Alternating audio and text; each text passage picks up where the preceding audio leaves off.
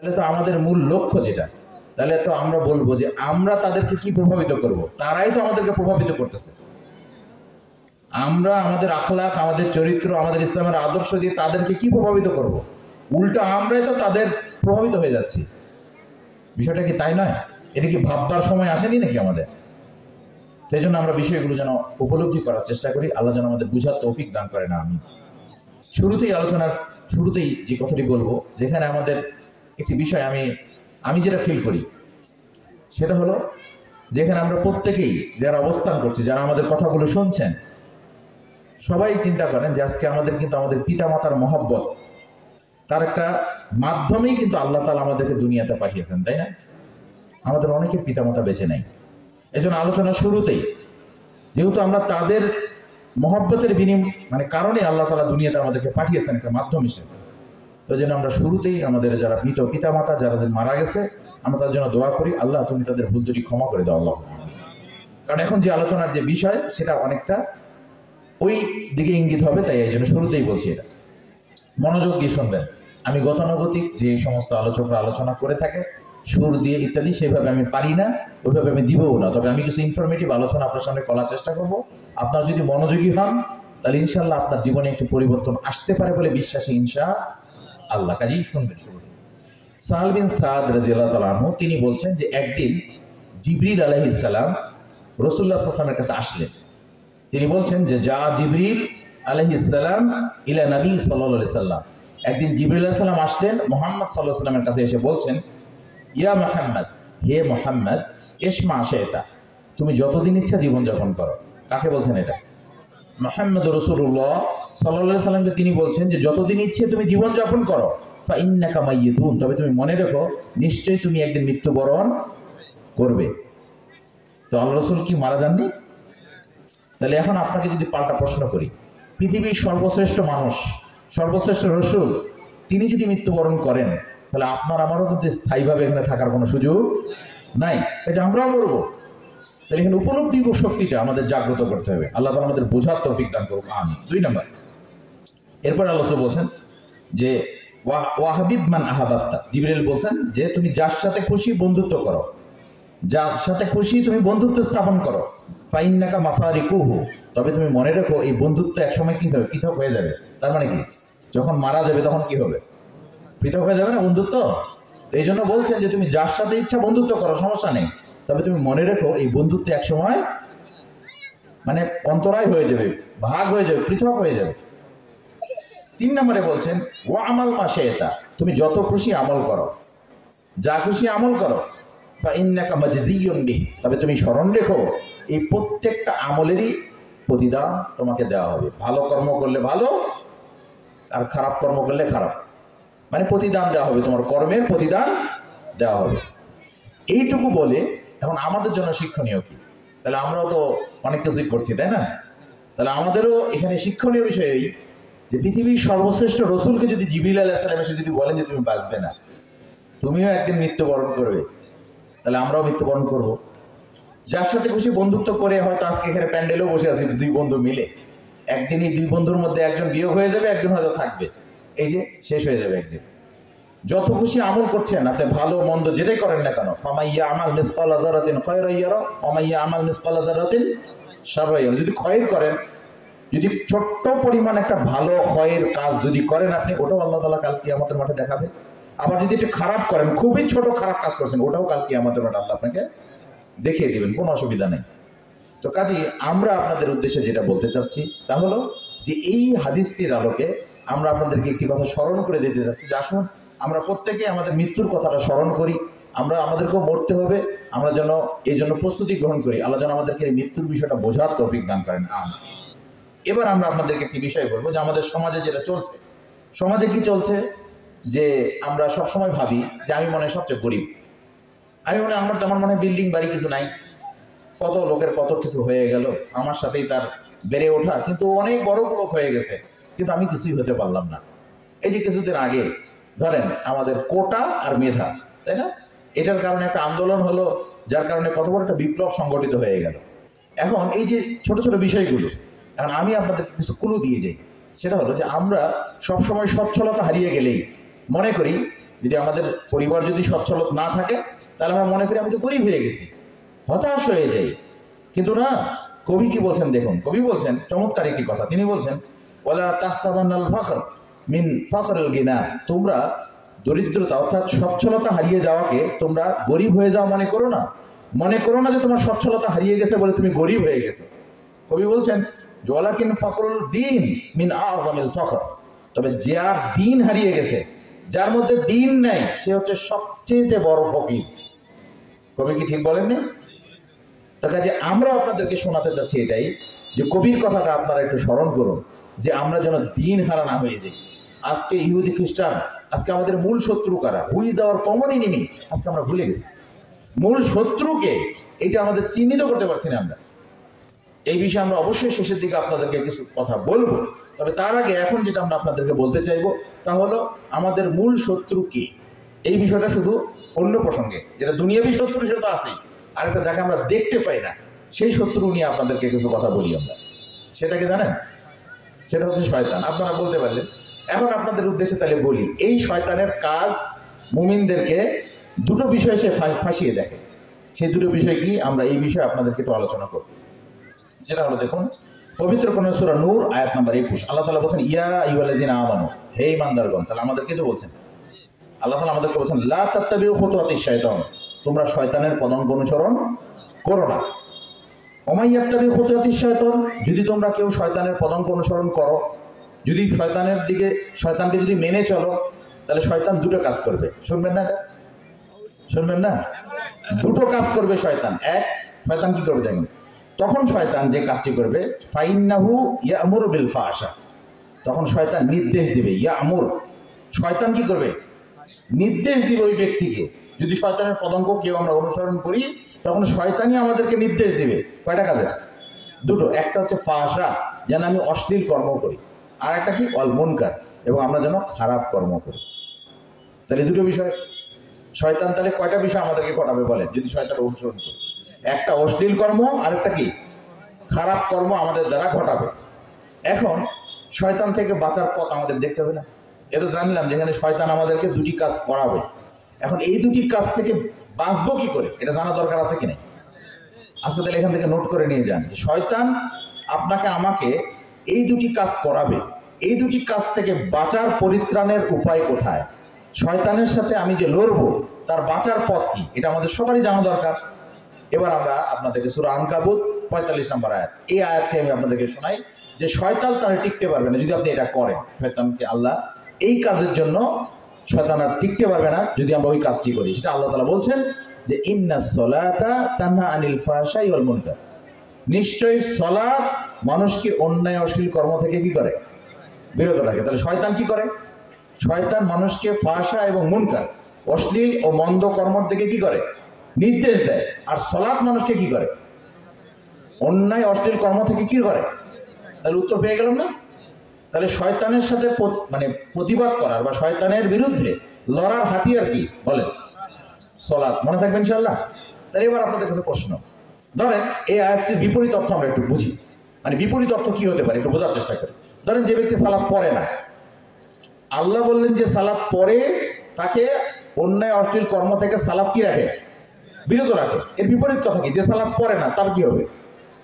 তার মানে যে সালাত পড়ে না সে অন্যায় অশ্লীল কর্মের সাথে কি আছে? জড়িত আছে। তাহলে এখান থেকে বোঝা গেল, তাহলে ওই আয়াত দিয়ে বুঝলাম যে সালাত পড়ে না সে শয়তানের কি করে? পদাঙ্ক অনুসরণ করে। সূত্র মিলে গেছে? বুঝতে পারছেন আপনারা? তাহলে এই যে বুঝলেন এবার, তাহলে এবার আপনাদের জন্য আজকে এই আলোচনার এই বৈঠক থেকে, মাহফিল থেকে, এখন আপনাদের জন্য বাড়ির নোট। বাড়ির নোট দিয়ে একটা বাড়ির নোট হলো এই, যে এখন আপনি বাড়িতে যাবেন, বাড়ির প্রত্যেকটা সদস্য হিসাব করবেন, এই কে সালাত পড়ার কে পড়া না, হিসাব হবে না এটা? নাকি এটা ছাড় দিবেন কোনটা? এবার আপনি বলবেন যে শোনো, বাড়িতে কে সালাত পড়া কে পড়া না বলো, এখানে হিসাব দেন আপনি। যে সালাতে গাফিলতি করে তাকে আপনি নিশ্চিত বুঝে গেলেন এ কার পদাঙ্ক অনুসরণ করে। এটা কি সূত্র মিলাই দিলেন না? এটা বোঝেননি আপনি? যেহেতু এটা বুঝে গেছেন, তার মানে আপনি ওই ব্যক্তির প্রতি, যেহেতু সে শয়তানের পদাঙ্ক অনুসরণ করছে, তাহলে কি সে আপনাকে মানবে? শয়তান কি করবে? শয়তানের কাজই হলো যে পারিবারিক বিশৃঙ্খলা তৈরি করা, তাই নয় কি? তাহলে কি আপনাকে সে টিকতে দিবে? তাহলে আপনার করণীয় নেই, আপনার করণীয় হলো যে আপনি বাড়ির প্রত্যেকটা সদস্যকে 5 ওয়াক্ত সালাতের জন্য নির্দেশ দিবেন। এবারে কোরআনে আয়াত আল্লাহ বলছেন ওয়ামুর আহলাকা বিসসালাত ওয়াসতাবির আলাইহা, যে তুমি তোমার পরিবারকে সালাতের জন্য কি করো, নির্দেশ দাও এবং নিজেও কি থাকো, অবিচল থাকো সালাতের ব্যাপারে। তাহলে এর দ্বারা আমরা বোঝা গেলাম, আপনাদেরকে এটা বুঝাইতে পারলাম কিনা, যে এবার আপনাদেরকে আরেকটি উদাহরণ দিই। সেটা হলো, ধরেন একজন ব্যক্তি, আজকে শীতের সময়, এখন ধরেন শীতের সময় চলছে, তাই না? ধরেন ফজরের সময় একটা ব্যক্তি ঘুম থেকে উঠলো, তাহলে ঘুম ত্যাগ করলো, ঘুম থেকে উঠে সে উজু করলো, কারণ ঠান্ডা লাগাইলো গায়ে, এরপরে সে মসজিদে সালাত আদায় করলো। কিন্তু সে বরাবরই যখন উজু করে তখন তার টাকনুটা কি থাকে, শুকনা থাকে ধরেন, কিন্তু সে সালাত পড়ে, কিন্তু উজুও করে, কিন্তু পায়ের টাকনুটা কি থাকে, শুকনা থাকে। এই ব্যক্তি সম্পর্কে পরকালের কি পরিণতি হবে জানেন? রাসূলুল্লাহ সাল্লাল্লাহু আলাইহি ওয়াসাল্লাম তিনি বলছেন ওয়াইলুল লিল আকাবি মিনান নার, যে ব্যক্তি উজু করতে যায় আর টাকনুটা শুকনা রাখে, এই ব্যক্তির স্থান কোথায় হবে? তাহলে এই ব্যক্তির স্থান যদি জাহান্নাম হয়, তাহলে যে সালাত পড়ে না তার স্থান কোথায় হবে? এটা নতুন করে বলে দেওয়া লাগবে আপনাকে? এটা বুঝতেছেন না? আমি যেটা ওই ব্যক্তির কথা বলছি, যে ব্যক্তি সালাত পড়ে কিন্তু ওজুর সময় গাফিলতি করে, ওজুর সময় সচেতন থাকে না, টাকনুটা শুকনা রাখে, এই ব্যক্তিকে যদি জাহান্নামে যাওয়া লাগে, তো যে ব্যক্তি সালাত পড়েই না, ওই ব্যক্তি কোথায় যেতে হবে? এটা কি বোঝা গেল না? এখন আপনারা কি নোট পেয়ে গেছেন? কাজে আপনারা এই বিষয়টা অবশ্যই অবশ্যই অবশ্যই বিষয়গুলো খেয়াল রাখবেন।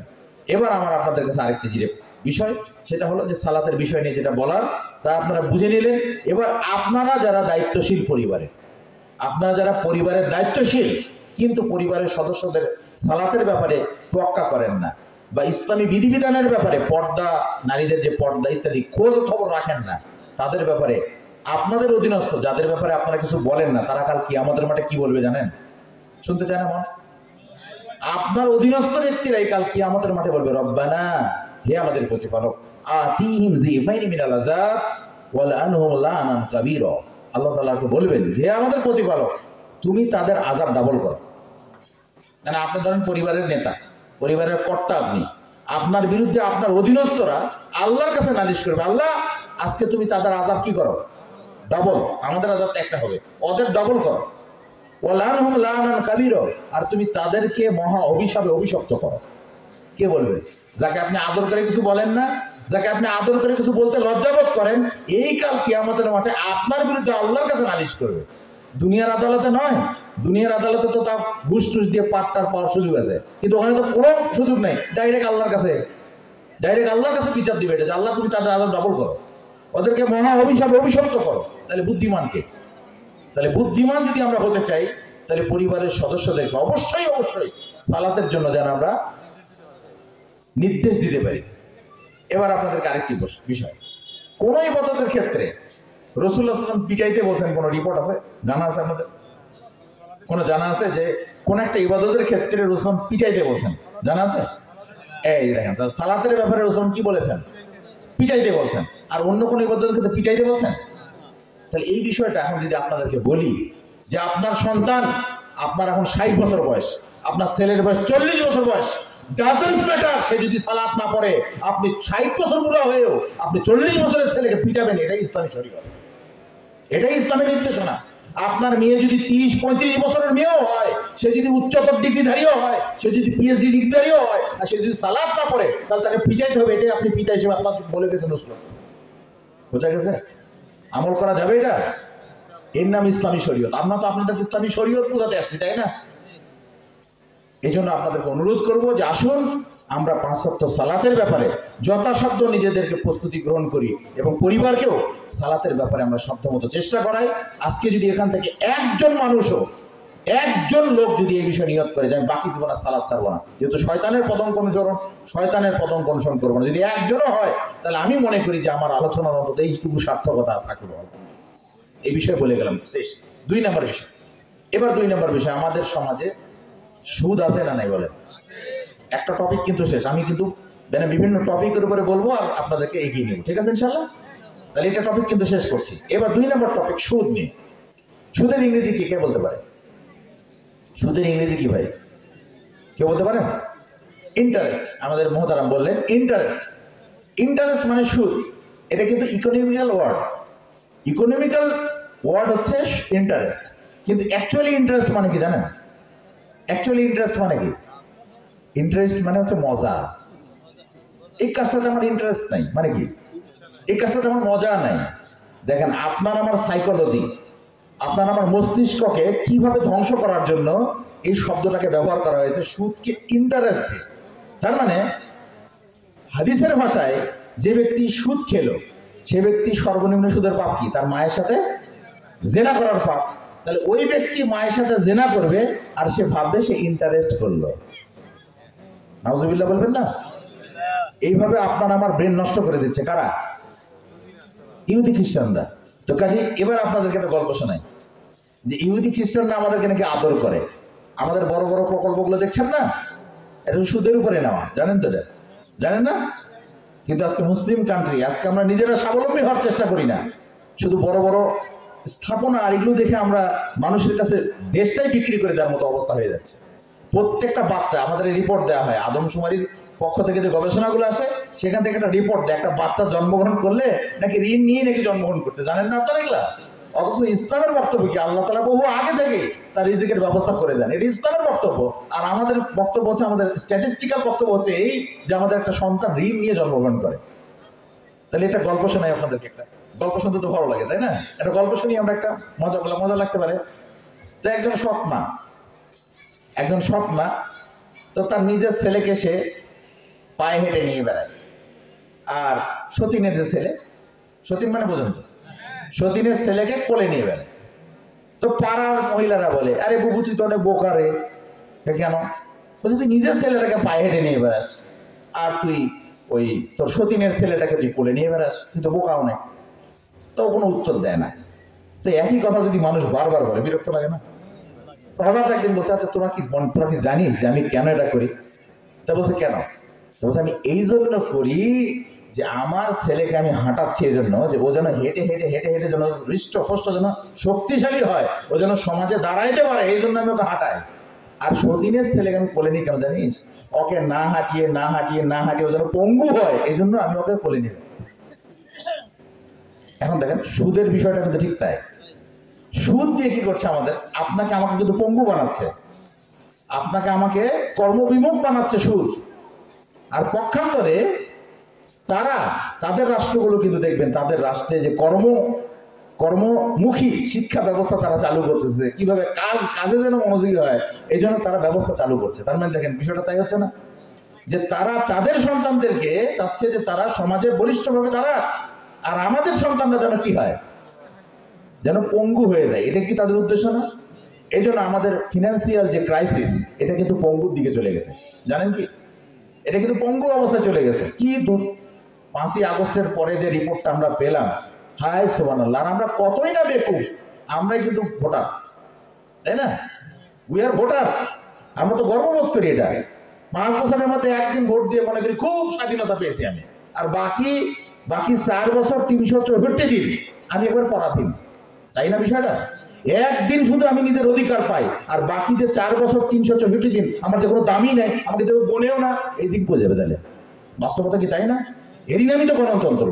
তো কাজে আপনাদের উদ্দেশ্যে আমি এবার বলতে চাচ্ছি এই যে এখন বলেন 90+% অর্থাৎ 90% দেশ এই বাংলাদেশ, তাই না? এই বাংলাদেশে এখানে একজন বসে আছেন এসএসসি পাস করছেন, ধরেন একজন এসএসসি পাস করছেন। আর আপনি বলেন তো, আপনি সুদের অঙ্ক না করে আপনি এসএসসি পাস করছেন, কেউ বসে আছেন এখানে? নাই তো। সুদ আসলে অঙ্ক করেই এসএসসি পাস করা লাগছে। কিন্তু আপনাদের যদি আমি প্রশ্ন করি, সালাত নিয়ে কিন্তু আলোচনা করছি, এবার শুনে আপনাদের প্রশ্ন করি যে কত টাকা আপনার পরিমাণ থাকলে যাকাত ফরজ হয়, এই অঙ্ক কি আপনি কোনোদিন করছেন? কত পরিমাণ স্বর্ণ থাকলে স্বর্ণের যাকাত ফরজ হয়, এই অঙ্ক কি আমরা করছি কখনো? কতটা উট থাকলে উটের যাকাত ফরজ হয়, কতটা ছাগল থাকলে ছাগলের যাকাত ফরজ হয়, কতটা গরু থাকলে গরুর যাকাত ফরজ হয়, কত মণ ধান হলে মানে ফসলের যাকাত ফরজ হয়, মানে ওষুধ, এগুলো কিন্তু আমরা পড়ি নেই। তাহলে দেখেন আজকে সারা বাংলাদেশে যে সমস্ত নেতারা রাজনীতি করে তাদের উদ্দেশ্যে আমাদের দ্ব্যর্থহীন বক্তব্য যে দয়া করে যারা আমাদের বাংলাদেশের অধিকাংশ মুসলমান, এই সিলেবাস যেহেতু সংস্কারের কাজ চলছে, আমাদের দাবি যে আমাদের সন্তানরা সুদী অঙ্ক করে এসএসসি পাস করুক, এটা আমরা চাই না। আমরা চাই যে আমাদের সন্তানরা যাকাত কিভাবে ফরজ হবে এই নীতি, এই অঙ্ক শিখে যেন তারা এসএসসি পাস করে। আমরা চাইবো এটাই যে আমাদের সন্তানেরা ইসলামী আদর্শে ফিরে আসুক। তারা কেন তথাকথিত ওই ইহুদি খ্রিস্টানদের সেই আজ থেকে কত বছর আগে, সেই মুহাম্মদ সাল্লাল্লাহু আলাইহি ওয়াসাল্লাম আগমনের আগ থেকে নিয়ে যে সুদী অর্থ ব্যবস্থা চালু করেছিল, সেই দিকে আমাদের যেতে হবে। ওই আইয়ামে জাহিলিয়াতের দিকে যাওয়ার জন্য আজকে বাংলাদেশ আমরা মুসলমান হয়েছে নাকি? তাই যদি আপনারা মনে করেন যে আমাদের মধ্যে মুসলমানের রক্ত আছে, ধিক জানাই এই শিক্ষা ব্যবস্থাকে। আমরা চাই আবারও জাকাত ভিত্তিক এই অঙ্ক বা এই ধরনের শিক্ষা ব্যবস্থা আমাদের শিক্ষা ব্যবস্থার মধ্যে ঢেলে চলা হোক। আল্লাহ তাআলা কবুল করুক, আমিন। এই জন্য এবার আমরা আপনাদেরকে যে বিষয়টি বললাম, তাহলে কি জাকাতের গুরুত্ব বোঝা গেল? কি সালাত বললাম, জাকাত বললাম নাকি? তো সিয়ামদের সিজন না, সিয়ামের দিকে যাচ্ছি না, কেমন? এবার আমরা বিষয়টা আরেকটা বিষয় জানবো, সেটা হচ্ছে আমাদের বৈষয়িক বিষয়ে চলে আসে। হজ তো যার উপরে খরচ সে করবে, আর কালিমা তো মাশাআল্লাহ আমরা সবাই পড়ছি। তো এই জন্য ইসলামের যে 5টি স্তম্ভ, সেই বিষয় নিয়ে আমি হালকা একটু আপনাদেরকে টাচ দিয়ে কিন্তু গেলাম। বোঝা গেছে কি? আচ্ছা, এবার আমরা যে বিষয়ে আলোচনা করবো সেটা হচ্ছে আমাদের বাহ্যিক জীবন। এবার আমরা পারিবারিক জীবনে একটু ফিরে আসি। আমাদের পারিবারিক জীবনে চরম কয়েকটি সমস্যা, সেটা হচ্ছে আমরা ভালোবাসবো কাকে, এই বৈধ ভালোবাসাটা আমরা ছড়িয়ে দিতে পারছি না। আমাদের বৈধ ভালোবাসা ছড়িয়ে দেওয়া যাচ্ছে না। এই বিষয়ে আপনাদেরকে একটি বিষয় না বললেই না, সেটা হলো এই আল্লাহ তাআলা বৈধ ভালোবাসা। এবার আমরা ওই যে বলছিলাম কোটা আর কি মেধা। এবার আপনাদেরকে একটি উদাহরণ দিই, সেটা হলো আমরা যখন মায়ের গর্ভে ছিলাম, মানে প্রত্যেকে রক্তপিণ্ড না, প্রথমে কি ছিলাম? একটা রক্তপিণ্ড। এখানে কে বলতে পারে ওই রক্তপিণ্ডের মধ্যে রূহটা কে ফুঁকে দিয়েছিল? আল্লাহ না? সবাই বলেন আল্লাহ। যে আল্লাহ রূহ ফুঁকে দিলেন, এই রূহ নিয়ে কিন্তু প্রশ্ন করেছিল মক্কার কাফেররা, জানেন কি? মুহাম্মদ সাল্লাল্লাহু আলাইহি ওয়াসাল্লামকে মক্কাতেও প্রশ্ন করা হয়েছিল, মুহাম্মদ সাল্লাল্লাহু আলাইহি ওয়াসাল্লামকে মদিনাতেও প্রশ্ন করা হয়েছিল এই রূহ নিয়ে। বলা হয়েছিল ইয়াসআলুনাকা আনির রূহ, হে রাসূল বলেন দেখি রূহটা কি? ওটা তো দেখা যায় না, মানে এটা কি মুহাম্মদ সাল্লাল্লাহু আলাইহি ওয়াসাল্লামকে ঠেকানোর জন্য করছিল নাকি এমনিতেই জানার জন্য? বলেন তো। তখন আল্লাহ রাসূল সাল্লাল্লাহু আলাইহি ওয়াসাল্লাম চুপ ছিলেন নাকি উত্তর দিয়েছিলেন? চুপ ছিলেন, কারণ তার এটা জানা ছিল না। তখন জিবরিল আলাইহিস সালাম এসে যখন আল্লাহ রাসূলকে বললেন, হে রাসূল আপনি বলে দিন, কুলির রূহ, আপনি বলে দিন রূহ হলো সেটাই মিন আমরি রব্বি, আমার রবের একটি আদেশ মাত্র, নির্দেশ মাত্র। তখন কিন্তু আল্লাহ রাসূল বলে দিয়েছেন। সেই রূহটা যখন আল্লাহ ফুঁকে দিলেন, তখন তো আমরা মানুষ, মানে একটা জীবন পেলাম না মায়ের গর্ভে। এরপরে আমাদের কি হলো? আমরা দুনিয়াতে একটা সময় হলো, ওই সময় আমরা আসলাম, সময় যেটা হয় আর কি 9 মাস সামথিং যেটা। এখন আমরা যখন দুনিয়াতে আসলাম, এখন আপনি বলেন তাহলে যে আল্লাহ রূহ ফুঁকে দিলেন, সে আল্লাহ কি সবচেয়ে বেশি কৃতজ্ঞতা পাওয়ার, ইবাদত পাওয়ার হক রাখে না? তাহলে এখন আপনাদেরকে বলি, তাহলে কোটা আর মেধা, মেধাবী সেই, ভালো করে শোনেন, মেধাবী সেই, সে যদি আপনাদের এলাকার মুচি মেথরও হয় আর সে যদি আল্লাহকে চিনতে পারে, আর তাহলে সেই মেধাবী, আর যদি দেশের সর্বোচ্চ ডিগ্রিধারী, ডক্টরেট ডিগ্রিধারী হয়েও যদি সে আল্লাহর পরিচয় সম্পর্কে তার যদি জ্ঞান না থাকে, তাহলে সেই হচ্ছে সবচেয়ে মূর্খ। রাজি আছেন আপনার এই কথার সাথে একমত? যদি তাই থাকেন, তাহলে এবার আপনাদেরকে বলি, যেই শিক্ষা মানুষকে আল্লাহকে চিনতে শেখায় না, যেই শিক্ষা তার রবের পরিচয় শিখতে শেখায় না, যেই শিক্ষা তার রব সম্পর্কে জানতে শেখায় না, সেই শিক্ষা ফালতু শিক্ষা, সেই শিক্ষা ফালতু। যেই শিক্ষা আল্লাহকে চিনতে শেখায়, যেই শিক্ষা ইসলামকে বুঝতে শেখায়, যে শিক্ষা মুহাম্মদ রাসূলুল্লাহ সাল্লাল্লাহু আলাইহি সাল্লামের আদর্শকে জানতে শেখায়, মানতে শেখায়, অনুসরণ করতে শেখায়, সেই শিক্ষাই প্রকৃত শিক্ষা, সেটাই অর্থনৈতিক শিক্ষা, সেটাই রাজনৈতিক শিক্ষা, সেটাই যাবতীয় সব শিক্ষা। কাজে আমরা সেই শিক্ষার দিকে আপনাদেরকে আহ্বান করতে চাই। আপনারা কি রাজি আছেন ইনশাআল্লাহ? আল্লাহকে স্বীকৃতি দেন তো যে লিল্লাহে তাকবীর, লিল্লাহে তাকবীর। এবার আমরা বলবো আল্লাহর হক তো আমরা আদায় করলাম। এবার 2 নম্বর বিষয়, তাহলে আল্লাহর হক সবচেয়ে বেশি, তাই না? এটা আমরা জানলাম। এবার দেখেন আল্লাহর হকের পরে হক কার, এই বিষয়ে আমরা একটু আলোচনা করবো। তাহলে বৈধ ভালোবাসা ছড়িয়ে দেওয়ার জন্য প্রথম যিনি হক রাখেন তিনি কে? তিনি হচ্ছেন মাতা ও পিতা। আমার বলার উদ্দেশ্য কি জানেন? মাতা ও পিতা, এটা বলার উদ্দেশ্য আর কি। এখন বলবো আলোচনার সময়। আল্লাহ তাআলা বলছেন সূরা লোকমান আয়াত নম্বর 34, আল্লাহ তাআলা বলছেন আনিশকুরলি ওয়ালিদাইকা, যে তুমি, আল্লাহ তাআলা বলছেন তুমি রবের কি করো? শুকরিয়া জ্ঞাপন করো, এবং তোমার পিতামাতারও কি করো? কৃতজ্ঞতা জ্ঞাপন করো, শুকরিয়া জ্ঞাপন করো। তাহলে এখানে আল্লাহর কৃতজ্ঞতার সাথে আল্লাহ কার কৃতজ্ঞতা জড়িয়ে দিলেন? মাতা পিতা। এখানে উদ্দেশ্যটা বুঝতে পারছেন কি? ওই যে দেখেন রূহ ফুঁকে দিলেন কে? আল্লাহ, তাহলে আল্লাহর হক সবচেয়ে বেশি। আর আমি ছিলাম কার কাছে? না, মায়ের কাছে। তাহলে মায়ের হক বেশি না? আর মাকে সবসময় টেক কেয়ার করছে কে? বাবা। তাহলে এরপরে বাবা, মানে আমার মাকে টেক কেয়ার করলো কি যখন আমি মায়ের পেটে ছিলাম? বাবাই তো। এই জন্য বাবা মা, বোঝা গেছে বিষয়টা? মা বাবা আর কি। এবার আপনাদেরকে একটি গল্প শোনাই, তাহলে আবার একটা গল্প শুনি নাকি মাঝে মাঝে। এখন আমাদের চরিত্র এমন হয়ে গেছে ভাই, কি বলবো আর। যদি ওখানে মহিলারা মন খারাপ করা যাবে না, যে সমস্ত আমাদের মানে বাড়ির যারা বউ, তারা যেন মন খারাপ না করে, তাদের বিষয়ে আলোচনা আমি করবো ইনশাল্লাহ। এখানে একটা বিষয় বলি, সেটা হলো এই যে আজকের আমাদের চরিত্রটা হয়ে গেছে ঠিক ওই গল্পের মতো। গল্পটা কেমন? ধরেন বিবাহের আগে ভাত রান্না হয়েছে, তো ভাতের মধ্যে চুল পাওয়া গেছে। তখন মাকে বলছে, কি আম্মা, চোখ কি পকেটে নিয়ে ঘোরেন নাকি? চোখ কি হাতে নিয়ে ঘোরেন, দেখতে পান না আপনার চুল থাকে? এটা আমাদের সমাজের এক শ্রেণীর, সবার না কিন্তু, এক শ্রেণীর ছেলেদের চরিত্র এটা, যে মাকে বলে যে আম্মা আপনি কি দেখতে পাচ্ছেন না এই যে আপনার চুল পাওয়া যায় সবসময়? এটা হচ্ছে দেখেন একটা চরিত্র। আর একটা, ওই ছেলেই আবার যখন বউ ভাত রান্না করছে, এবার মানে তার স্ত্রী যখন রান্না করছে আর তখনও চুল পাওয়া গেছে, তখন তার জবাব কি জানেন? মানে কিছু কিছু ছেলের জবাব হচ্ছে এই যে স্ত্রীকে বলছে, কি ব্যাপার, তুমি কোন শ্যাম্পু দিয়ে গোসল করছো? ইদানিং তো তোমার অনেক চুল পড়ছে, তোমার তো একটা ভালো শ্যাম্পু কিনে দেওয়া দরকার। এটা কি আমাদের ছেলেদের চরিত্র নয়? মায়ের কদর কোথায়, আর অথচ তার ওয়াইফের সাথে তার মানে যে মত বিনিময়, সেটাকে আপনি বুঝতে পারছেন যে আমাদের সমাজ কোন জায়গায় চলে গেছে। তাহলে এবার একটা উদাহরণ দিই।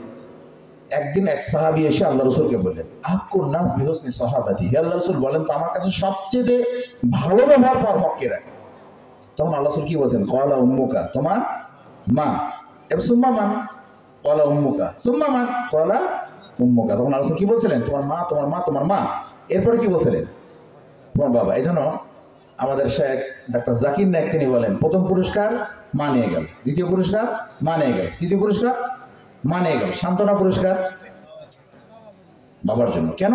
কারণ এখানে আমরা প্রত্যেকেই একটু উপলব্ধি করে দেখেন, একটা মায়ের যত কষ্ট হয় অ্যাজ এ পুরুষ মানুষ হিসেবে, আপনার আমার কিন্তু সেই কষ্ট হয় না। একটা মা যে কষ্টটা বোধ করে, এই জন্য মায়ের গুরুত্ব সবচেয়ে বেশি। আজকে আমরা আরেকটা গল্প আপনাদেরকে বলবো, জানি না আপনাদের হৃদয় লাগবে কিনা। সেটা হলো একজন চাকরিজীবী ব্যক্তি সারাদিন চাকরি করার পর রাতে এসে ঘুমিয়ে পড়ছে। হঠাৎ রাতের বেলা তার শিশু সন্তানটা কেঁদে উঠছে। তখন সে তার স্ত্রীকে বলছে, সারাদিন কাজ করে আসছি আমি, ক্লান্ত আমার শরীর, বাচ্চা কাঁদতেছে, বাচ্চাকে থামাও। তো মা তো মাই, তখন মা কি করবে? কোলে নিয়ে বাচ্চাকে নিয়ে বাইরে চলে গেছে। যখন বাচ্চা কান্না যেভাবে মায়েরা থামাইতে পারে আপনারা জানেন, তো মায়েরা তো কৌশল জানে। বাচ্চা যখন থেমে গেছে, তখন এবার ওই স্ত্রী আর ওই সন্তান স্বজন ঘরে ঢুকছে। তখন দেখে যে চাকরিজীবী স্বামী আর ঘরের মধ্যে নেই। তো তখন উনি বলছেন, কি ব্যাপার, উনি কই গেল?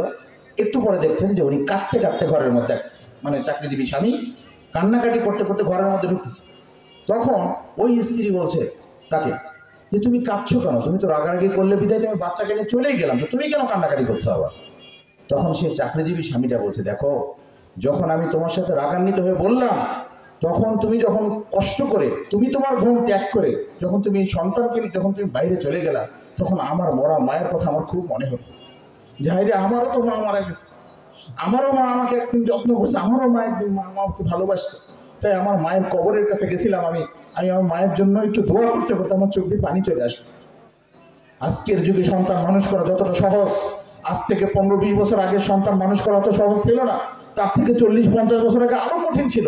তখনকার পরিস্থিতি ছিল। আজকে আমিও বাবা হিসেবে আমি জানি যে সন্তানকে ডাইপার পরাই দিয়ে আমি আর আমার ওয়াইফ নির্দ্বিধায় ঘুমাই যাচ্ছি। বাচ্চা কখন প্রস্রাব করলো না করলো কোনো যায় আসে না, কারণ ডাইপার তো আছে। কিন্তু আজকে থেকে 40-50 বছর, 30 বছর, 20 বছর আগে বাবার কথা চিন্তা করেন। এই যে শীতের সময় কখন সন্তান প্রস্রাব করলো, এই খোঁজ কার থাকে? ওই মায়ের। এই খোঁজ কার থাকে? ওই বাবা। তাহলে ওই বাবা মাকে আমাদের কি সবচেয়ে বেশি ভালোবাসতে হবে না ভাই? এই জন্য আপনাদের এই আজকের এই মাহফিল থেকে বলে যাচ্ছি যে প্রত্যেকটা বাবা মা যারা মারা গেছে, আসুন আমরা আবারও দোয়া করি, আল্লাহ আমাদের বাবা মা ফেরেশতা ছিল না, তারা মানুষই ছিল, তাদের ভুল ত্রুটি যে হয়েছে, আল্লাহ তুমি তাদের ভুল ত্রুটি ক্ষমা করে দাও, আল্লাহুম্মা আমিন। পাশাপাশি যাদের বাবা মা বেঁচে আছে, তাদের জন্য অনুরোধ করবো যে দয়া করে নিজের বাবা মাকে যথাযথ মূল্যায়ন করুন, প্রত্যেকেই মূল্যায়ন করুন। আল্লাহ তাআলা আমাদের সবাইকে এটা করার তৌফিক দান করুন, আমিন। এবার আরেকটি বিষয়, এবার আসি, এটা গেল বাবা মার ভালোবাসার বিষয়। এবার আসি স্বামী স্ত্রীর ভালোবাসা। এবার দেখেন, আপনারা জানেন যে স্বামীর মর্যাদা অনেক বেশি, তাই না? জানেন এটা আপনারা। কারণ রাসূলুল্লাহ সাল্লাল্লাহু আলাইহি ওয়াসাল্লাম বলছেন যে আমি যদি কাউকে সেজদা করার অনুমতি দিতাম, তার মানে দেয়নি, বুঝিয়েন কিন্তু, তার মানে অনুমতি দেননি, তাহলে কাকে দিত? তাহলে স্ত্রীদেরকে বলতাম তারা যেন তাদের স্বামীর কি করে, সেজদা করে, তাহলে এটা দেওয়া হয়নি। তার মানে এটার দ্বারা গুরুত্ব বোঝানো হয়েছে, তাই না? যে আল্লাহর হক তো সব, সেজদার হক কার? আল্লাহ তাআলা। তো সেইখানে স্বামীর হক, মানে স্বামীর হক কত বেশি, এটা একটা গেল। কিন্তু আজকের আলোচনার বিষয় হচ্ছে যে স্ত্রীর ব্যাপারে আমরা কতটুকু কেয়ারিং, এই বিষয়ে আমরা একটু বলি। একটা হাদিস আপনাদেরকে শোনাই, সেটা হলো আল্লাহ রাসূল সাল্লাল্লাহু আলাইহি ওয়াসাল্লাম বলছেন, সহিহ তারগিব 1963 নম্বর হাদিস। রাসূল বলছেন, ইন্নার রাজুলা ইজা সাকা ইমরাতাহু মিনাল মাই উজিরা। যখন কোন একজন স্বামী তার স্ত্রীকে এক গ্লাস পানি তুলে দেয়, তখন রাসূলুল্লাহ সাল্লাল্লাহু আলাইহি ওয়াসাল্লাম বলছেন এর জন্য তার একটা নেকি লেখা হয়। সুবহানাল্লাহ। কিন্তু আল্লাহ রাসূল সাল্লাল্লাহু আলাইহি ওয়াসাল্লাম এই হাদিসটা বলে গেছেন শুধু আমাদের শোনার জন্য, আমল করার জন্য নয়। এই আপনারা কি মনে করেন এটা আমল করার দরকার নেই? এটা শুনলাম বাস খালাস। তাহলে এখন এখানে যারা বসে আছেন, যাদের স্ত্রী আছে, কয়জন এটা আমল করবেন বলেন? এই হাদিসটা শুনলাম, আর হাত তুলে দেখান তো দিকে। আমল করবেন ইনশাআল্লাহ? আবারও বলি, কথা মানে ভুলে গেছেন। কি বললাম? বললাম যে যে ব্যক্তি, যেই স্বামী তার স্ত্রীকে এক গ্লাস পানি উঠে খাওয়ালো, সে যেন নেকির কাজ করলো, সে যেন নেকি পেল, তার জন্য একটা প্রতিদান লেখা হবে। এটা আমল করবেন তো ইনশাআল্লাহ? আল্লাহ তাআলা আপনাদেরকে আমলটা করার তৌফিক দান করুক। আমাদের সমাজে যদি এই আমলগুলো আমরা করা শুরু করি, আপনি 60 বছর বয়স, আমার যায় আসে না, 60 বছর হয়ে গেছে, আপনি একদিনও আপনার ধরেন বয়স্ক স্ত্রীকে আপনি হয়তো পানি পান করাননি, আজকে হাদিসটা শুনলেন, আমল করবেন ইনশাআল্লাহ? এটা না আমল করেন। আর মনে রাখবেন, এই আমল করার মাধ্যমে, এখানে আল্লাহ রাসূল এটা কেন বলছেন? আজকে সমাজে সবচেয়ে বেশি বিচ্ছেদ বেড়ে যাচ্ছে, তাই না? সমাজে বিচ্ছেদ পাচ্ছে না, কারণ স্বামী স্ত্রীর সাথে সম্পর্ক যথেষ্ট ঘাটতি রয়েছে, যার কারণে আজকে সম্পর্ক ধীরে ঢালা। কোনো একটু অনুন্নয়নতে যদি দেরি হয়ে যায় বা একটু কম বেশ হয়ে যায়, তাহলেই বাস খালাস। এই যে সমস্যাগুলো, এখান থেকে ফিরে আসতে হবে না আমাদের। এবার আপনাদেরকে একটা টিপস শিখাই দিই। ধরেন আপনি বাইরে একটা বাদাম খাইলেন, ধরেন 10 টাকার বাদাম বা 20 টাকার বাদাম কিনে খাচ্ছেন। আপনি বাদাম খেতে খেতে একটু চিন্তা করেন যে বাড়িতে তখন ওয়াইফ আছে, তো 20-25টা বাদাম বা 10-15টা বাদাম ওয়াইফের জন্য পকেটে রেখে দেন। এসে বাসায় বলেন যে নাও, তোমার জন্য এটা আমি খাচ্ছিলাম, তাই তোমার জন্য রেখে দিচ্ছি। তো এই যে এটার মাধ্যমে আপনার স্ত্রী কি বুঝবে যে না, আমার স্বামী বাইরে বাদাম খেতে খেতেও আমাকে স্মরণ করেছে। এটা কিন্তু তার সেন্স, মানে তার মাইন্ডটা কি সেন্স থাকবে যে আমার স্বামী, সে নিজে একা একা খায়নি, সে আমার কথা চিন্তা করছিল। এইটা কিন্তু আপনার 5000 টাকা শাড়ি, 5000 টাকা 3 পিস দেওয়ার চাইতে বড় কাজ করবে। এটা এটা বুঝে থাকেন, এই জন্যই আমলগুলো করে এটা কাজে দিবে। এর মানে এটাই যে বক্তার সাথে শুধু বাদামই খাওয়াতে বলছে, তার মানে অন্য কিছু খাইলে আর নিজের জন্য নয় নাকি? এটা কিন্তু নয়। আমি এর দ্বারা বোঝালাম আপনি যেটাই খাবেন বাড়ির জন্য নিয়ে আসবেন। এটাই ইসলামের নীতি, এটাই ইসলামের সৌন্দর্য। কিন্তু আজকে আমরা কিন্তু এটা বুঝতে চাই না, আমরা এটা আমল করতে চাই না। মনে করি এটা কেন, এটা করার মধ্যে, এটার করার মধ্যে কি এমন কল্যাণ আছে? না, এর মধ্যে অনেক কল্যাণ আছে, আপনি এটা বুঝতেই পারছেন না।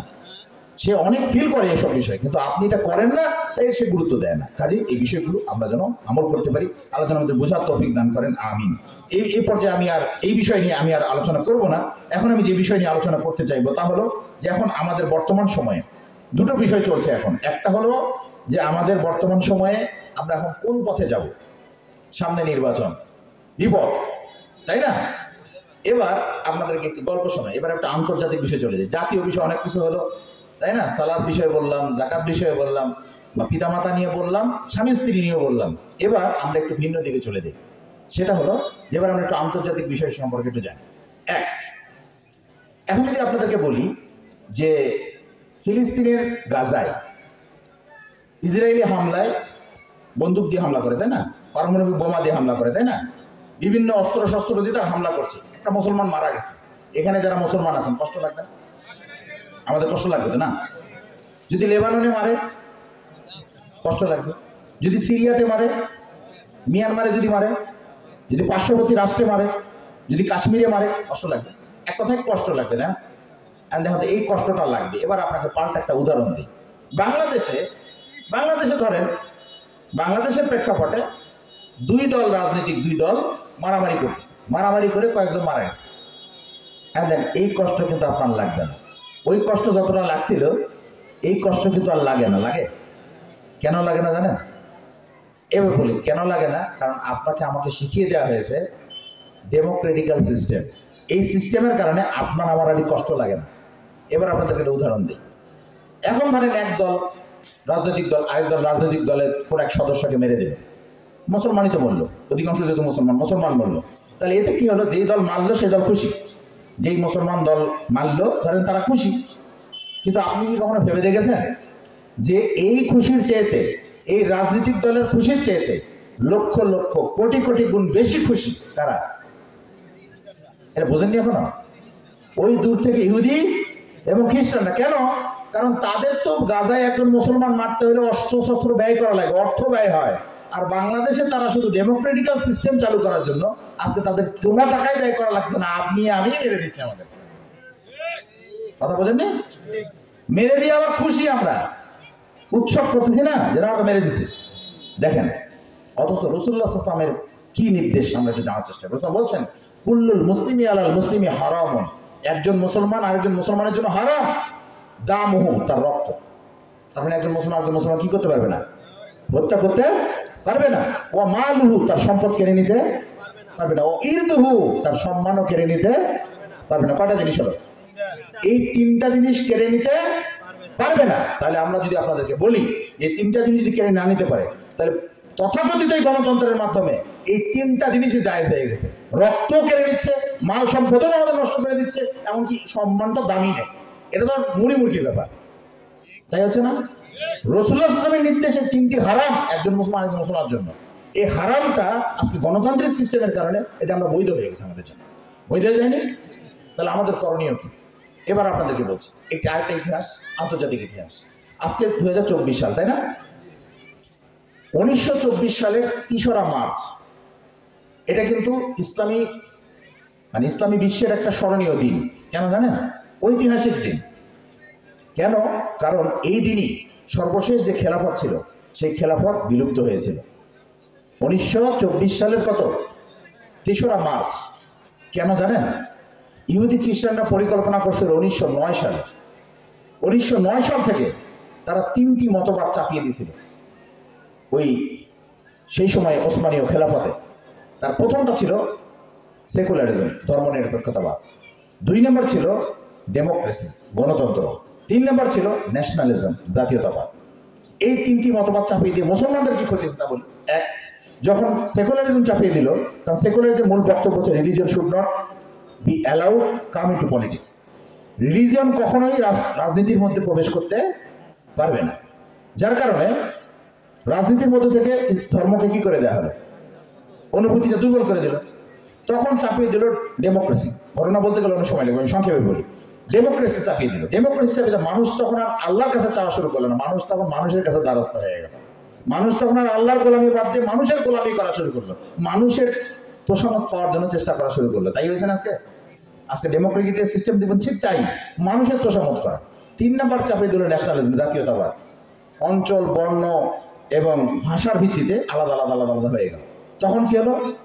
তখন এই ওসমানীয় খেলাফতের যে সৌন্দর্য ছিল সেটা কি হয়ে গেল? বিলুপ্ত হয়ে গেল। এটা 1909 সালের পরিকল্পনা, যেটা বাস্তবায়ন হলো কত 1924 সালে এসে। তাহলে আপনাদের কাছে প্রশ্ন, যেই 3টি মতবাদ এর কারণে ওসমানীয় খেলাফত টিকলো না, সেই 3টি মতবাদ আপনি মেনে নিয়ে আপনি কোন ইসলামী রাষ্ট্রের স্বপ্ন দেখছেন? আমি কি বোঝাতে পারছি?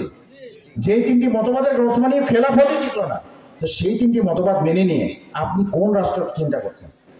আমরা বলতে চাই, যারা এই 5ই আগস্টে যে সমস্ত ভাই মারা গেছে এই আন্দোলনে, তাদেরকে কি বলা হয়েছে? শহীদ না? শহীদ কি এটা কারো বাপের শব্দ নাকি ইসলামের শব্দ? এটা কোনো বাপের পৈতৃক সম্পত্তির শব্দ নয়, কিন্তু এটা ইসলামিক শব্দ।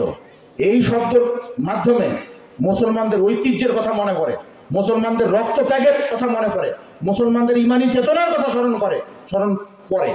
তাহলে সেই যদি তাই হয়, তাহলে যারা মারা গেল তাদেরকে শহীদ বললেন, আর যখন পরিবেশ অনুকূল হলো তখন কেউ একজন কেন বলতে পারলেন না এটা যে আমাদের এই রাষ্ট্রের সংবিধান হোক ইসলাম? এই কথা বলার সাহস আপনাদের নাই কেন? আপনারা মৃত্যুর জন্য রেডি, যে কোনো সময় চলে গেলেন আন্দোলনের জন্য।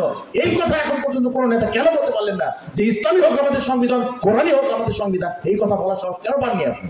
তাহলে আমরা বলতে চাই, যে সমস্ত ছেলে মারা গেছে, যাদেরকে আপনি শহীদ তকমা লেগেছেন, তাদের রক্তের সাথে আপনি বেইমানি করেছেন। যদি বেইমানি না করেন তাহলে আপনি কেন বলতে পারলেন না যে ইসলামী হোক আমাদের সংবিধান? এইটুকু কথা মানা না মানা গ্রহণ করা সেটা পরের বিষয়, বলার দাবিটা তো আমাদের থাকতে পারে, তাই না? এই জন্য আমরা অনুরোধ করবো আপনাদেরকে যে বিষয়গুলো বোঝার চেষ্টা করবেন। আমরা মূলত আপনাদেরকে আসছি এখানে বোঝানোর জন্য, যে বিষয়গুলো বোঝার চেষ্টা করবেন। কাজেই এই যে আন্তর্জাতিক চক্রান্ত, এই চক্রান্তের মধ্যে যদি আমরাও পড়ে যাই তাহলে কি খুশি হবেন আপনি? ইহুদি খ্রিস্টানরা ঠিক ওই পলিসিটা অ্যাপ্লাই করছে আজকে, কিন্তু তারা আমাদের সামনে নাই, কিন্তু তাদের পলিসিগুলো আমাদেরকে দিয়ে আজকে আমরাই আমাদেরকে মেরে দিচ্ছি, আর আমরা পরস্পরে খুশি হচ্ছি। বোঝা গেছে? এইটুকু কি বোঝাতে পারছি কিনা? পারছি বোঝাইতে? তাহলে আপনারা যদি বুঝতে পারেন আলহামদুলিল্লাহ। এবার আমরা যেটা বলবো, তাহলে বাঁচার পথ কোথায়? বাঁচার পথ ইসলামের বিজয়ের ধারা 5টি। এক, নবুয়ত ছিল না, নবুয়ত কি বিদায় নিছে। 2 নম্বর হচ্ছে নবুয়তের তরিকায় খেলাফত, আবু বকর, ওমর, ওসমান, আলী রাদিয়াল্লাহু তাআলা আনহুম তারা খেলাফত পরিচালনা করেছেন। 3 নম্বর কি? 3 নম্বর হলো যে অত্যাচারী রাজাদের আগমন। রাসূলুল্লাহ বলেছেন সুম্মা তাকুনু মালিকান আব্দ, এরপর অত্যাচারী রাজাদের আগমন ঘটবে। তার মানে উমাইয়া আব্বাসীয় খেলাফত চিন্তা করে দেখেন, ওখানে অত্যাচারী রাজাদের আগমন ঘটেছে। 4, এরপর বলছেন সুম্মা তাকুনু মালিকান জাবারিয়া, এরপরে জবরদখল করে একজন মানুষ শাসন ক্ষমতায় টিকে থাকবে। করছেন এটা? 5 নম্বর কথা, এটা আমাদের জানা দরকার কিনা জানতে চাচ্ছেন না? রাসূলুল্লাহ বলেছেন সুম্মা তাকুনু খিলাফাতান আলা মিনহাজিন নবুওয়া, অতঃপর আবারও খেলাফত ফিরে আসবে। কোন তরিকায়? মিনহাজিন নবুওয়া, না না না, নবুয়তের তরিকায়। কোন তরিকায়? তো নবুয়তের তরিকায় গণতন্ত্র, নবুয়তের তরিকায় সেকুলারিজম, নবুয়তের তরিকায় ন্যাশনালিজম। নবুয়তের তরিকায় আপনাকে ফিরে আসতে হবে, নবুয়তের তরিকায় আপনাকে আসতে হবে, তবেই খেলাফত আবার ফিরিয়ে পাওয়া যাবে। আবু দাউদ 4646 নম্বর হাদিস, তিরমিজি 2226 নম্বর হাদিস, মেশকাত 5378 নম্বর হাদিস দলিল দিয়ে গেলাম, দেখে নিন। এখানে আপনাদেরকে যেটা বলবো সেটা হলো, আসুন আমরা প্রত্যেকেই এই বিষয়ে মনস্থির করি যে ইসলামী খেলাফত ফিরিয়ে আনতে হলে আপনাকে আমাকে অবশ্যই নবুয়তি তরিকায় থাকতে হবে, অন্য কোনো তরিকায় নয়। এখন নবুয়তি তরিকায় আকীদা যেমন রাখবেন, নবুয়তি তরিকায় আমলও আপনার লাগবে। আমল লাগবে না? আমল লাগবে কিনা? এবার একটা উদাহরণ দিই। আমল যে লাগবে তার গুরুত্বপূর্ণ একটা বিষয় বলি। বেশ কিছুদিন ধরে আমি এটা ভাবছি। ধরেন যারা আজকে আমাদের বলে যে আমিন আস্তে বলতে হয়, বলে না, আর আমরা জোরে বলি নাকি? তো যারা বলে আমিন আস্তে বলতে হয়, এটা কোনো ভেবে দেখছেন? যেই সালাতগুলো আস্তে কেরাত করতে হয়, যেই সালাতগুলো আস্তে কেরাত করতে হয়, মানে সিরিজ যেগুলো মনে, একটা জেহেরি আর একটা কি যে গোপনে, যেটা আমরা আস্তে আস্তে পড়ি মনে মনে। এখন সেই সালাতগুলোর ক্ষেত্রে তারা বলছে যে ইমামের পিছনে থাকলে কি করা যাবে না? সূরা ফাতিহা পড়া যাবে না। আচ্ছা, যদি সূরা ফাতিহা পড়া না যায় তাহলে একটু চিন্তা করেন তো, আসরের 4 রাকাত ফরজ সালাত, তাহলে যে পিছনে মুক্তাদিরা সালাত আদায় করছে এরা তো শুনলি না বলবে আমিন। ধরেন যেগুলো শুনতে পাচ্ছে, তখন না বোঝা গেল যে এখন তো ইমাম সাহেব তো সূরা ফাতিহা শেষ করলো, তখন আমি আমিনটা আসতে বলি। তাহলে এখন যখন আসরের সালাত পড়ছে 4 রাকাত, তখন তো সে শুনতেই তো পাচ্ছে না, তাহলে সে কখন আমিন বলবে? সে কি নিজে নিজেই বলবে ওহো এখন মনে বলে ফেলছে ইমাম সাহেব মনে আমিন, এখন জল্লিন বললো, আচ্ছা আমিন, এরকম কি? আপনার কাছে কি মনে হয়? তার মানে এটা যে একটা টাটকা প্রতারণা শরীয়তের নামে, এটা বুঝতে পারছেন না? ইসলাম কেমন হতে পারে যে আপনাকে গোলকদাতার মধ্যে ফেলাই দিবে, যে আপনি খালি একটা চিন্তা করুন ইমাম সাহেব কখন জানি সূরা ফাতিহা শেষ করলো, যে এখন থেকে চিন্তা করবেন আপনি না। তার মানে কি? তার মানে ইসলামী আদর্শ হচ্ছে এটাই যে আপনাকে অবশ্যই সূরা ফাতিহা পড়তে হবে এবং আপনি আমিনও বলবেন। এটাই কি ইসলামী নীতি না? এটাই কিন্তু ইসলামী নীতি। আমি একদিন শেখ আমানুল্লাহ বিন ইসমাইল আল মাদানী ওনার সাথে কুমিল্লা প্রোগ্রাম শেষ করে আসতেছি, তো ওই বনশ্রী পার হচ্ছি, তো এক রিক্সাওয়ালা আমার সাথে আছে, তো রিক্সাওয়ালা আর আমি যাচ্ছি, তো আওয়াজ আসছে যে ওদের তো মাহফিল রাত 1টার পর শুরু হয়, আমরা মাহফিল করে আসছি, ওদের মাহফিল চলতেছে। তখন একজন বলছে আরে আমরাই তো আহলে হাদিস। কেন? বলছে আমরা বেশি হাদিস মানি। তাই কেমন করে? কেন আমরা বুকের উপরে হাত ধরে হাদিসটা মানি, নিচে হাদিসটাও মানি, তো দূরে হাদিসই মানি, যেহেতু তো আমরা হাদিস হলো না। তখন আমি রিক্সাওয়ালা বলছি কি আপনি কি বক্তব্যের সাথে একমত? রিক্সাওয়ালা বলছে হ্যাঁ একমত, কারণ ওই যে মাযহাবের, বুঝেননি? তো আমি বলছি আচ্ছা ঠিক আছে, যে এটা যেহেতু তারা মেনে নিল, তাহলে এখন আমিন তো জোরে বলার হাদিসও আছে, আমিন তো আস্তে বলার হাদিসও আছে। তো আমিন জোরে বলার হাদিসটা যেহেতু পুরুষের কণ্ঠ, সমস্যা নেই, কণ্ঠের পর্দা নেই, তো পুরুষরা জোরে আমিন বলুক, আর মহিলারা যেহেতু কণ্ঠের পর্দা আছে তাদের, মহিলারা আস্তে আমিন বলুক, এটা মানবে? তখন ওই রিক্সাওয়ালার কথা বলছেন আমার সাথে, বোঝা গেছে কি? তাহলে এগুলো শরীয়তের নামে ধোঁকাবাজি না? আমাদের উদ্দেশ্য হচ্ছে এই বিষয়গুলো থাকা যাবে না, পুরোপুরি নবুয়তের তরিকায় আমাদের ফিরে আসতে হবে। আমাদের আকীদায়, আমাদের আমলে, আমাদের আখলাকে, আমাদের চরিত্রে, আমাদের সব কিছুতে কোন দিকে ফিরে আসতে হবে? মিনহাজিন নবুয়া। কোন তরিকায়? নবুয়তের তরিকায়। আর এখানে তার আগে রাষ্ট্র পরিবর্তন করার আগে কি করতে হবে সেটা আল্লাহ তাআলা বলে দিচ্ছেন। আল্লাহ তাআলা সূরা রাদের 11 নম্বর আয়াতে বলেন ইন্নাল্লাহা লা ইউগাইয়িরু মা বিকওমিন হাত্তা ইউগাইয়িরু মা বিআনফুসিহিম, নিশ্চয়ই আল্লাহ ওই জাতির কোনোদিন পরিবর্তন করবে না যতদিন পর্যন্ত ওই জাতির লোকেরা নিজেরা নিজেদের পরিবর্তন না করবে। তার কথা ক্লিয়ার? আপনি আমি যদি ভালো না হয় আমাদের রাষ্ট্র নেতা কখনো ভালো হবে না, তাহলে আপনি আমাকে ভালো হতে হবে। তাহলে আল্লাহ তাআলা কি করবেন? আমাদের রাষ্ট্র ভালো করে দেবেন বা আমাদের রাষ্ট্রীয় ব্যবস্থাটা সুন্দর করবেন। আল্লাহ তাআলা আমাদের এগুলো বোঝার তৌফিক দান করুক, আমিন। এবার শেষ কথা, শেষের দিকে চলে আসছেন। আমাদের রসুল মুহাম্মদ রাসূলুল্লাহ সাল্লাল্লাহু আলাইহি সাল্লাম, তার বিষয়ে এবার একটা কথা বলি। আল্লাহ তাআলা বলছেন সূরা সাবা 28 নম্বর আয়াত, আল্লাহ তাআলা বলছেন ওমা আরসালনাকা ইল্লা কাফাতাল লিন-নাস বাশীরাও ওয়া নাযীরা ওয়ালাকিন্না আকসারান নাস লা ইয়ালামুন। আল্লাহ তাআলা বলছেন যে হে রসুল, আমি তোমাকে পাঠিয়েছি সমগ্র মানব জাতির জন্য। কাফাতাল লিন-নাস, সমস্ত মানুষের জন্য তোমাকে কি করেছি? প্রেরণ করেছি। কিসের জন্য? বাশীরা, জান্নাতের সুসংবাদদাতা হিসেবে। কিসের সুসংবাদদাতা হিসেবে? জান্নাতের সুসংবাদদাতা হিসেবে। ওয়ানাযীরা, এবং জাহান্নামের সতর্ককারী হিসেবে। ওয়ালাকিন আকসারুন নাস লা ইয়ালামুন, কিন্তু অধিকাংশ মানুষ এটা জানে না। তাহলে বোঝা গেল, এখান থেকে আমরা বুঝলাম যে জান্নাতের জন্য, জান্নাতের সুসংবাদদাতা হিসেবে আল্লাহ তাআলা মুহাম্মদ সাল্লাল্লাহু আলাইহি ওয়াসাল্লামকে প্রেরণ করেছেন, এবং জাহান্নামের সতর্ককারী হিসেবে মুহাম্মদ সাল্লাল্লাহু আলাইহি ওয়াসাল্লামকে কি করেছেন? প্রেরণ করেছেন সারা পৃথিবীর মানুষের জন্য, তাই না? এবার আমরা এই হাদিসটা দিয়ে এবার বুঝবো সম্প্রতি যে ঘটনা ঘটেছে, সেই ঘটনার প্রেক্ষিতে এবার আমাদের কিছু বলার আছে। তাহলে এই যে আমরা এবার আপনাদেরকে একটি গল্প শোনাই। একদিন বনু নাজদার গোত্রের বাগানে আল্লাহ রাসূল সাল্লাল্লাহু আলাইহি ওয়াসাল্লাম হেঁটে যাচ্ছেন, সাহাবীরাও হেঁটে যাচ্ছে। তো অনেক সময় দেখবেন গ্রামে কিছু গরু আছে না, যে একবারে ছুটে গেলে ওকে আর ধরে রাখা যায় না, মানে কোথায় পাগলের মতো ছুটে বেড়ায়। ও কখনো ওর যে দড়ি, সেই দড়ি আপনি নাগাল পাবেন না, কারণ ও দৌড় দেয়, হয় না এরকম? তো ওই বনু নাজদার গোত্রের বাগানের মধ্যে একটা উট ওই রকম হয়ে গেছে, মানে কারো কোনো কথা শুনতেছে না, ওর মতো। তো হঠাৎ করে আল্লাহ রাসূল সাল্লাল্লাহু আলাইহি ওয়াসাল্লামকে বললো সাহাবীরা এসে যে আল্লাহ রাসূল, এখানে একটা উট এরকম অবস্থা। তখন আল্লাহ রাসূল বলছে ঠিক আছে, তোমরা আমাকে নিয়ে চল। তখন আল্লাহ রাসূল সেখানে গেলেন। যাওয়ার পরে দেখছেন যে যেমনি ওই উটটা আল্লাহ রাসূলের চোখের দিকে দৃষ্টি নিক্ষেপ করছে, তখন সাথে সাথে উটটা আল্লাহ রাসূলের কাছে এসে সুন্দর করে জীর্ণ শীর্ণ হয়ে বসে পড়ছে। সে তো উগ্র উঠছিল, কিন্তু সে বসে পড়ছে। এবার আল্লাহ রাসূল কি বলছেন সেটা আমাদের শোনা দরকার। সেটা হলেই রাসূল বলছেন যে মা বাইনা সামাই ইলাল আরদ ইয়ালামু আন্নী রাসূলুল্লাহ।